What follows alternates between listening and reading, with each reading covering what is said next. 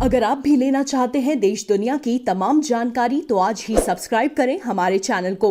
साथ ही नीचे दिए बेल आइकन को जरूर दबाएं ताकि हर अपडेट आप तक पहुंच सके। सावन माह के शुक्ल पक्ष में नाग पंचमी का त्योहार मनाया जाता है। मान्यता है कि इसी दिन नाग की उत्पत्ति हुई थी। ऐसे में धर्म की नगरी काशी में एक ऐसे नागकूप की बात करेंगे, एक ऐसे प्राचीन मंदिर के बारे में बात करेंगे जहां नाग पंचमी के दिन नाग देवता की पूजा करने से नाग सर्प योग खत्म होता है। आप मेरे पीछे देख सकते हैं कि ये नाग कुआं है जहां श्रद्धालु आते हैं और चांदी और तांबे के नाग बनाकर इस कुएं में समर्पित करते हैं, जिससे कि नाग सर्प योग का दोष जो है वो कट जाता है।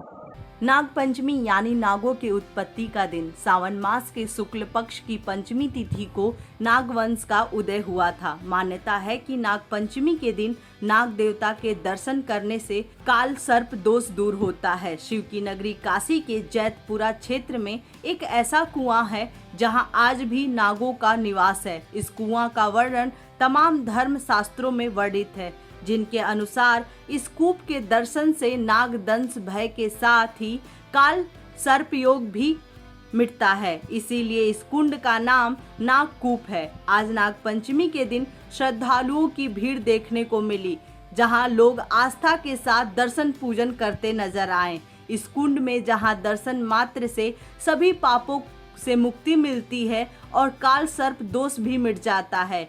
नागकूप जहां नाग पंचमी के दिन सुबह से ही भक्तों की भारी भीड़ उमड़ती है।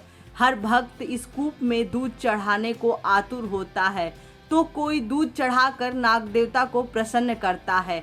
हर कोई इस कुंड के पानी में अपने पाप व काल सर्प दोष की मुक्ति के लिए नाग पंचमी के दिन स्नान करता है। वैसे तो मंदिर साल भर खुला रहता है, लेकिन नाग पंचमी के दिन इस मंदिर में दर्शन करने से सभी पापों का समन्वय होता है और काल सर्प दोष से भी मुक्ति मिलती है। इसी आशय से भक्त नाग पंचमी के दिन यहाँ इकट्ठा होते हैं और इस कुंड में रहने वाले सांपों को दूध पिलाते हैं।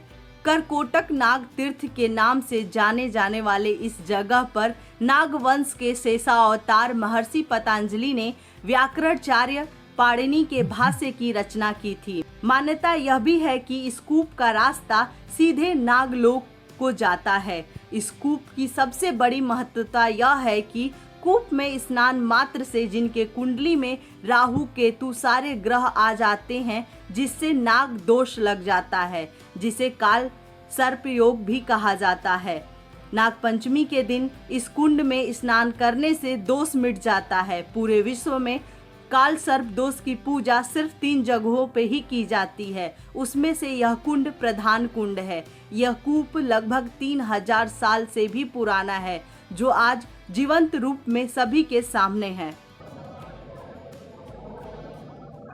आइए लिए चलते हैं आपको मंदिर में और पंडित जी से जानते हैं, श्रद्धालुओं से जानते हैं इस मंदिर के कितना महत्व है और कितना प्रसिद्ध है काशी में यह मंदिर।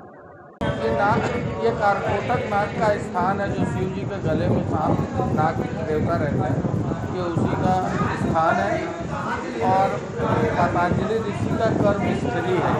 तो जो कुंड है वो करकोटक नाग का है, जो कि योग के अपने महत्व रखते हैं और उन्हीं के आधार पर पतंजलि ऋषि ने अपने योग का शुभारंभ किया। के विशेष स्थान को महत्व देते हुए नाग पंचमी का मेला लगता है और बड़े गुरु और छोटे गुरु का महात्मा है यहाँ पे, क्योंकि पहले यहाँ दंगल भी हुआ करता था, तो दंगल का भी यहाँ से ही। तो इस बार कोविड की वजह से मेला तो नहीं लगा? पिछले 2 सालों से नहीं लग रहा है। इस बार तो मेले का परमिशन नहीं है, दर्शन का परमिशन है।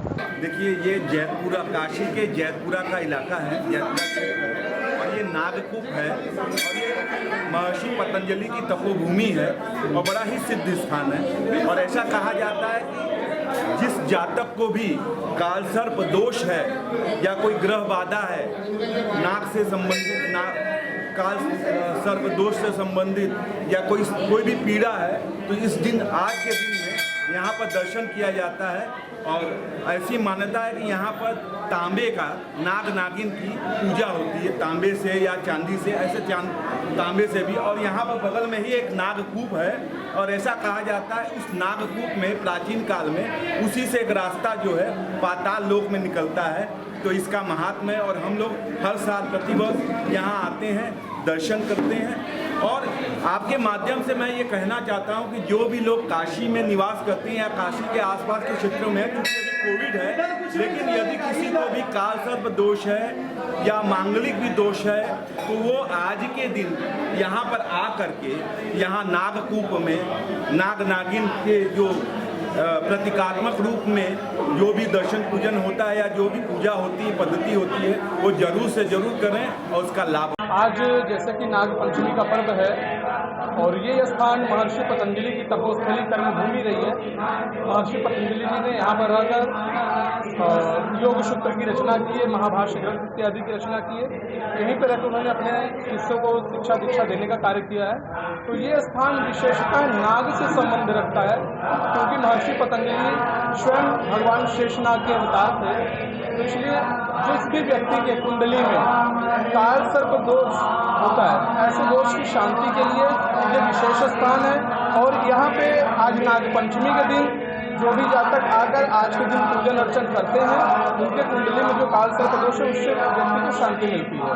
इसलिए आज के दिन दर्शन करने का विशेष महत्व है। ऐसे ये पूजन यहाँ प्रतिदिन चलता है। बरसों पुराना यह नाग कुंड, जिसका जिक्र पुराणों में भी है, इसे महर्षि पतंजलि का स्थान भी कहा जाता है। इस कुंड में आप देख सकते हैं इस वक्त पानी भरा हुआ है, नहीं तो कुंड के बीचों बीच शिवलिंग स्थापित है। वहाँ नाग नागिन की प्रतिमा भी है, जहां लोग नाग पंचमी के दिन आते हैं और दूध चढ़ाते हैं। अब श्रद्धालु दूर दूर से आकर बाबा की पूजा करते हैं, नाग नागिन की पूजा करते हैं कि उनके परिजनों पे जो नाग दोष है, नाग सर्प दोष है, वो हट जाए। यहाँ नाग पंचमी के दिन लाखों हजारों श्रद्धालुओं की भीड़ उमड़ती है। यहाँ मेला का आयोजन किया जाता है, लेकिन पिछले 2 सालों से कोविड की वजह से यहाँ किसी भी तरह का कोई मेला नहीं हुआ और श्रद्धालु भी कम आते हैं। प्रभा साक्षी से आरती पांडे, बनारस।